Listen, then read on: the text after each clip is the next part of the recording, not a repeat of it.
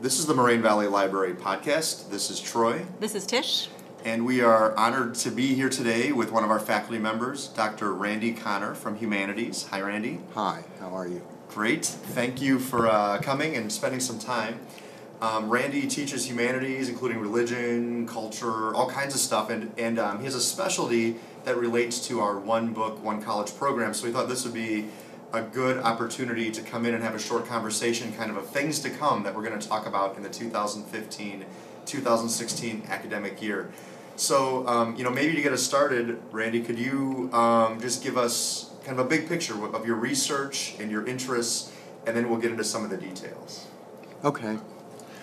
Well, for many years I've been interested in ancient and indigenous spiritual traditions or religions, and I have focused in the last couple of decades on Latina, and African diaspora religions, the ones that are practiced in Brazil, Cuba, and Haiti.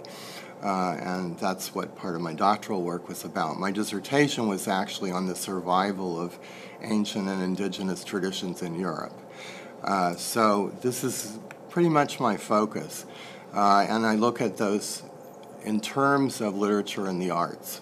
Fantastic. So if I can do a snapshot summary, you tell me if I screw this up. So the merging of existing religions, the indigenous religions. The mixing. Yep, good. That's good. With the colonial, so the European kind of dominant. Primarily Catholicism, right. Very seldom Protestantism, primarily Catholic, yes. All right, fantastic. So could you maybe take us a step into what that means as maybe some examples? Yes. Well, from about the 17th, 18th century onward in the Americas, there was a mixing of Catholicism with indigenous American traditions. And then also a mixing, because of the slave trade, of African religions or traditions with Catholicism. Very seldom Protestantism again. So what you have is you have deities that are eventually transformed into saints, or versions of the Virgin Mary.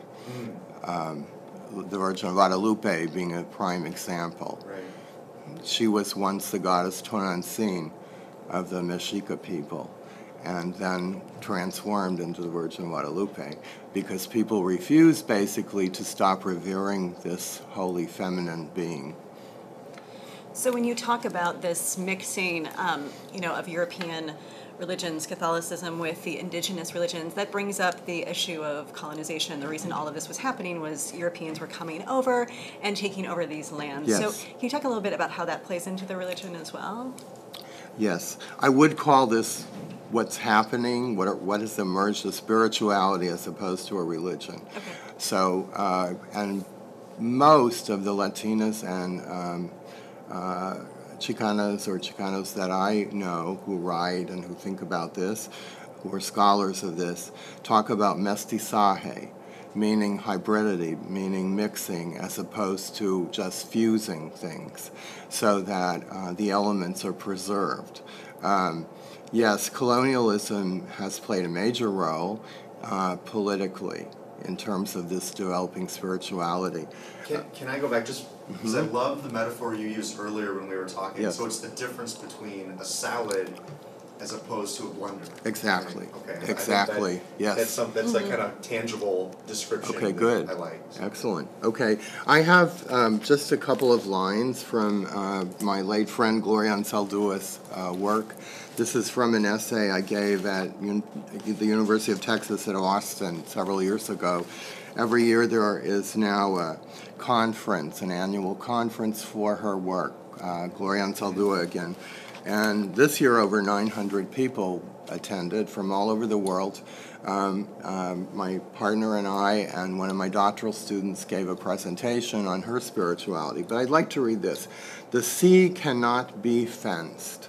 El mar does not stop at borders.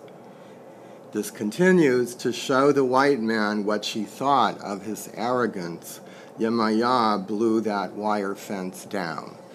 Yemaya is an African diaspora goddess, and many of the Latinos and Chicanos that write about these things are not only interested in traditionally Mexican rituals and practices and beings, but also in the West African traditions, because they played a major role in the Americas.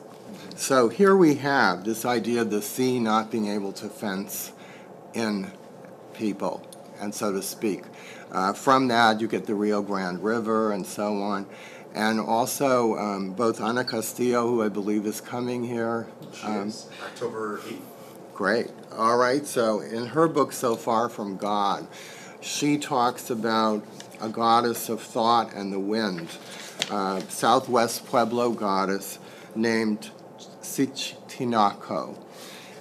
Gloria speaks of the Aztec or Mexica god Ehecatl. The wind, like the sea, cannot be fenced, refuses to recognize borders. And I think this comes into your question about colonialism, because more and more Latinos and Chicanos or Mexican Americans are developing the theory that maps are not objective. They are weapons. They represent who won certain wars. They represent oppressors and the oppressed. And so they are challenging these ideas and saying we are at least partly, if not half or more, indigenous. And we have a right to travel throughout the Americas. Of course, this comes into direct conflict with colonial ideology, which says that they don't. Okay. Right. And such a strong connection to our one book, obviously, which is the Bookie Legal by Jose Angel N, who's coming to campus.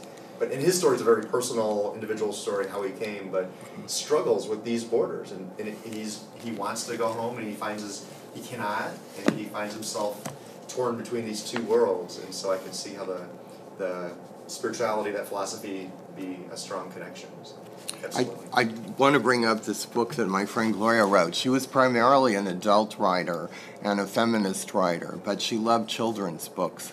And in the 90s, she wrote this book, Friends from the Other Side, Amigos del Otro Lado. And it's about basically her as a young girl. Her nickname is Prieta, the dark one. She has blue-eyed brothers and so on. But in any case, she meets a little boy who has crossed the river. And the controlling adult figure here is a curandera, a healing woman, who ends up protecting the little boy from the border patrol. So, this seems to me to also resonate with your book that you're talking about. Yeah, absolutely. And we can put a link to these titles in the description of the video that we do with this. Okay. Randy, when we were talking earlier, you mentioned the concept biculturality, and I was wondering if you could talk a little bit about that as a concept and about how that connects both to our one book and to the writers you've already brought up today. Okay. Well, many of the writers I've talked about connect their biculturality, being both Hispanic and Indigenous, to other kinds of what I would call bi-ness, to their bi-religiosity, both Catholic and Indigenous, sometimes even to bisexuality, or the idea of queerness, being outside the dominant frame of reference. There's a very important concept here of liminality, also of going betwixt and between different states. And even, I would say, there is a healing bath called Olympia. And this bath, which involves saging the body and holy water and herbs and so on, performed by a curandera, as in Anaya's Bless Me Ultima, takes one through the liminal state. One goes from a state of disharmony, dis-ease, imbalance, to a state of harmony. So one experiences that liminal state while one is being limpiad, basically. And so, as I understand liminality, so you can correct me, out of anthropology mostly, and then absorbed into other areas, where you start at one point, a kind of normal whatever point, you enter some kind of other state. So it could be a religious ritual, it could be a societal ritual, coming of age ritual. then you exit into a new state of being. Yes, exactly. Right? Is that correct? Exactly. So you spoke earlier about the wind and the sea not recognizing borders. Does the earth come into play at all? Oh yes, definitely. La tierra. This spirituality is not a transcendent spirituality in the way that some are. It does not separate the body from the spirit and so on. It is an embodied, earth-centered spirituality. And again, many indigenous people used to go back and forth, depending on the season, between what we now call Mexico and the United States, either to hunt deer, to gather certain vegetables, and so on. And so, again, this spirituality seeks to challenge the colonial borders in that way and says that the earth is for all of us. The earth does not look at borders. Yeah, that's so interesting as a theme in our one book programming. This is thank you for your time. This is a great way for us to kind of expand out and Thank you. broaden our understanding beyond our book and then other programming. So we look forward to you speaking in the library next year. Thank you very much. And we would encourage our listeners, especially our students, to look for your classes and also to join us in the library. Thank you. Thank you.